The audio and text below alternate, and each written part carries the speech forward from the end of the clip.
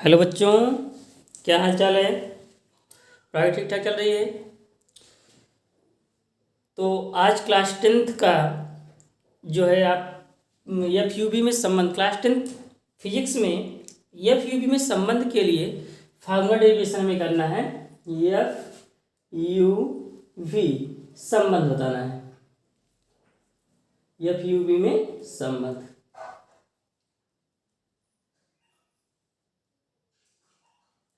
F you we में संबंध बताना है। Relation between F U and V. तो यहाँ पर किसके लिए हम अवतल दर्पण के लिए, किसके लिए अवतल दर्पण के लिए, अवतल दर्पण के लिए पहले करेंगे। तो इसमें हमें फिगर जो है बनाना पड़ेगा। एक अवतल दर्पण है, मान लेते हैं ये क्या है, एक अवतल दर्पण है। अवतल दर्पण ये मानते हैं यम डैश, यम डैश। इसका मध्य बिंदु, परावर्तक पृष्ठ का मध्य बिंदु क्या होता है, ध्रुव होता है दर्पण का। दर्पण के ध्रुव, अभी आप देख रहे हो कि इसका वक्रता केंद्र मान लेते हैं और ये क्या मानते हैं, फोकस मानते हैं। वक्रता केंद्र तथा ध्रुव को मिलाने वाली सीधी रेखा क्या कहलाती है, मुख्य अक्ष कहलाती है। मुख्य अक्ष हो गया। इसके सामने एक वस्तु ए बी रखा है, ए बी वस्तु मान लिए। यहां से प्रकाश किरण ऐसे आपतित होगी मुख्य अक्ष के समांतर। तो वो परावर्तन के पश्चात फोकस से होकर निकल जाती है, इसको हमने फोकस मान लिया।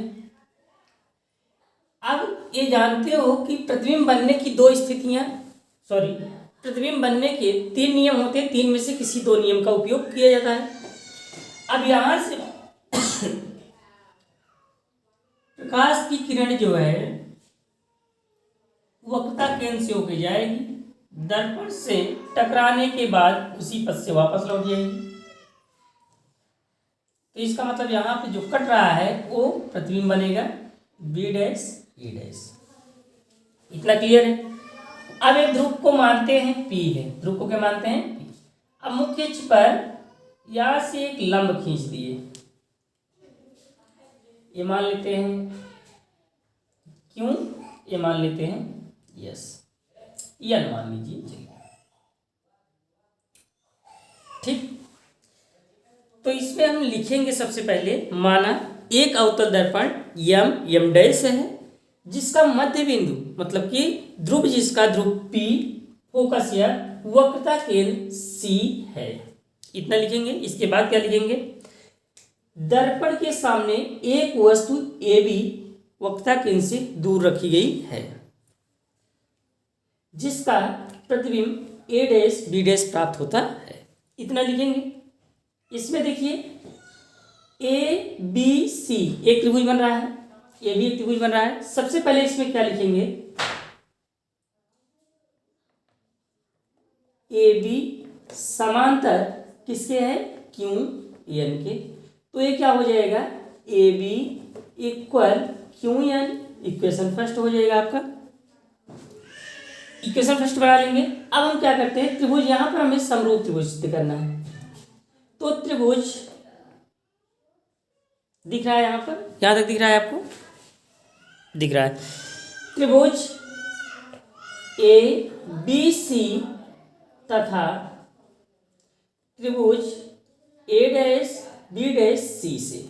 अब इसमें देखिए यहां पर शीर्षाभिमुख कोण बनेगा, इसका मतलब कोण BCA इक्वल कोण A dash C B dash, शीर्षाभिमुख होगा।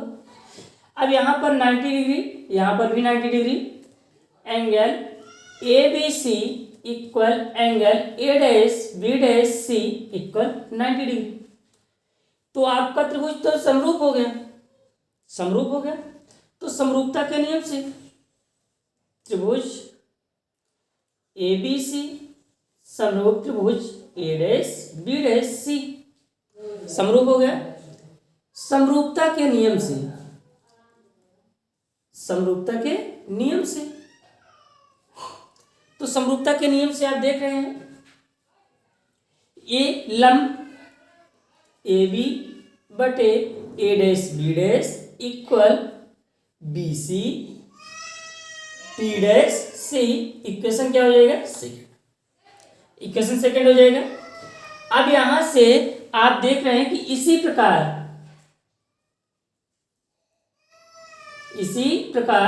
ये आप देख रहे हो कि त्रिभुज एफ एन क्यू तथा त्रिभुज ए डैश बी डैश एफ से ए हो जाएगा, तो ए भी क्या हो जाएगा? समरूप हो जाएगा। समरूपता के नियम से तो ए भी क्या हो जाएगा इसमें? Q N F N equal A dash B dash F, sorry Q N A dash B dash equal F N upon B dash F, ये आपका हुआ। अब यहाँ पे देख रहे हो कि क्यू एन बराबर हमें क्या मिला था? A B. तो समीकरण 1 से तो ये हो जाएगा A B equal A dash B dash equal F N B dash F. इतना समझ में आया? इसी कोई प्रॉब्लम तो नहीं होनी चाहिए यहाँ तो। अब यहाँ तक इतना समझ में आ गया है, तो इसमें क्या करते हैं हम, इसके स्टार्ट कर लीजिए तो आगे बताएं। तो यहाँ देखिए आप समीकरण 2, समीकरण इसको हम मानते हैं 3, समीकरण क्या मान लेते हैं? 3। अब यहाँ पर ए बी आप देख रहे हो, A B upon A dash B dash, A B upon A dash B dash, तो इस दोनों वैल्यू क्या है? सेम है। इसका मतलब इसको यहाँ पर या इसको यहाँ पर रख सकते हैं हम। तो यहाँ पर लिखेंगे समीकरण 2 व 3 से, तो ये क्या हो जाएगा?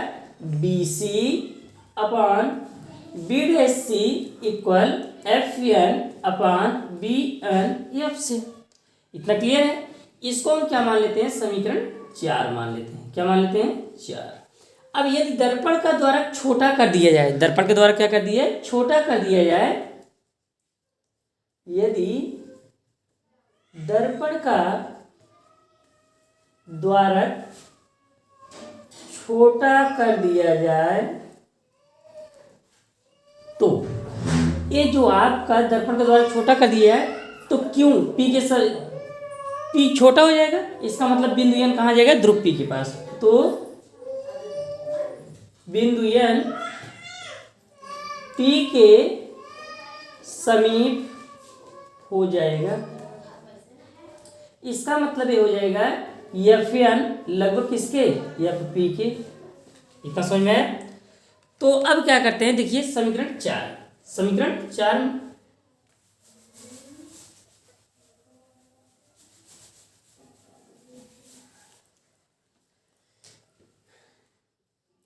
समीकरण 4 से तो यहाँ पे देख रहे हो B C upon B one C equal F P upon B one, इतना हो जाएगा।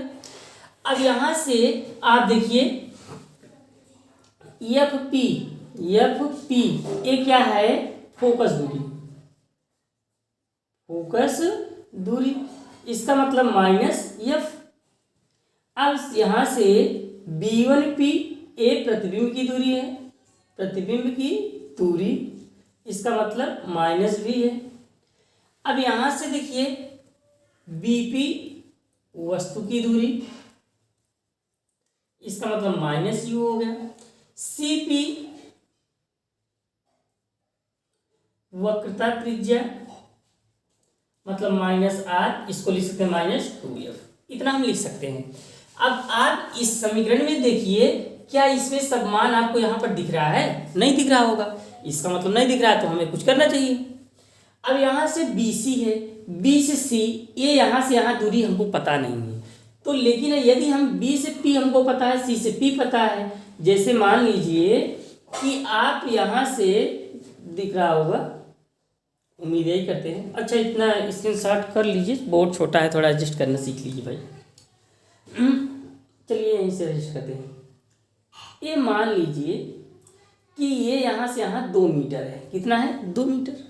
अब हम कह दें कि किसी बिंदु से इसको हम काट देते हैं। जब ये काट दिए तो जो काटे हैं उसकी दूरी हमको पता चला कि 1.5 हमारे पास बचा है। तो इसका मतलब बचा 1.5 है, तो काट के कितना फेंके हम? 0.5 फेंक।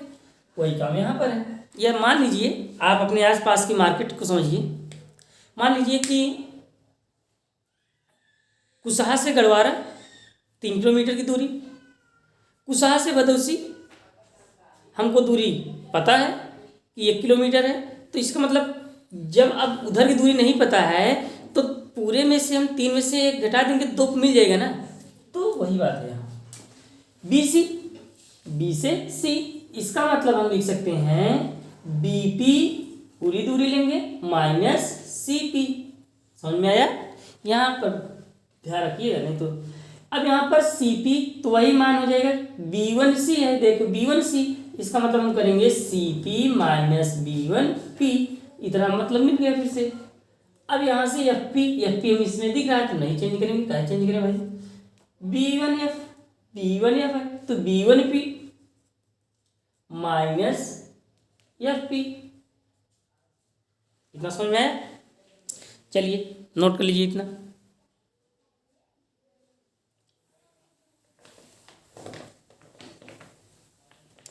अब देखो यहां से ये आप देख रहे हो B1P है, तो इसको क्या करते हैं B। अब यहां पर इसको हम लिख लेते हैं, देखिए BP minus CP upon CP minus B1P equal FP upon B1P minus FP। इतना समझ में आया? अब इसमें से हम क्या करते हैं, यही वैल्यू यहां पर जो है उसको रख लेंगे।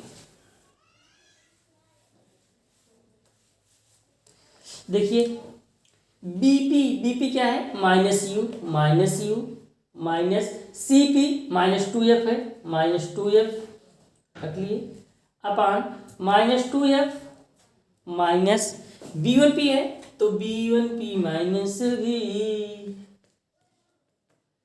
Minus minus V minus minus. अब यही है। अब तेरे बिन नहीं होता माइनस माइनस F हो जाता है। ये यहां से minus 2F minus minus plus, मस्ती से पढ़ते रहिए, आ जाएगा सब।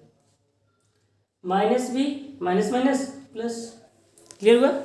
अब यहां चलते हैं क्रॉस या वहां पे शुरू जियो minus minus plus UV plus minus minus 2F V ए है plus minus minus FU plus 2F square एक ए माइनस इसमें plus 2F square plus minus minus FP।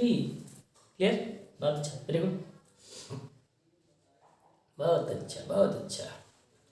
ए प्लस में A cancel UV minus 2FV minus FU equal minus FV। UV minus FU equal FV। F minus में plus में UV minus FU equal FV। हम दोनों बच्चों में FUV से भाग करने पर दोनों पक्षों में FUV से भाग, तो UV अपान FUV minus FUV equal FV। तो UV से UV कैंसिल, FU से FU, UV से UV कैंसिल, बचा 1/F minus 1/V equal 1/U। इतना होगा। तो इसी को हम लिख सकते हैं 1/F equal 1/V plus 1/U। यही अवतल दर्पण के लिए सूत्र है। क्लियर हुआ? उम्मीद कर रहे हैं कि आप लोगों को समझ में आया होगा। यदि समझ में आया है तो कमेंट बॉक्स में कमेंट करिएगा, बताइएगा कैसे है वीडियो, आपको अच्छी लगी तो लाइक वाइक कर दीजिए, थोड़ा सब्सक्राइबर बढ़वा दो, ऑनलाइन आ जाएं। तो 11th का कोर्स ताकि आपका हम फ्री ऑफ कॉस्ट रहेगा यूट्यूब पर 11th का कोर्स। चैनल सब्सक्राइब कर दीजिएगा। Best of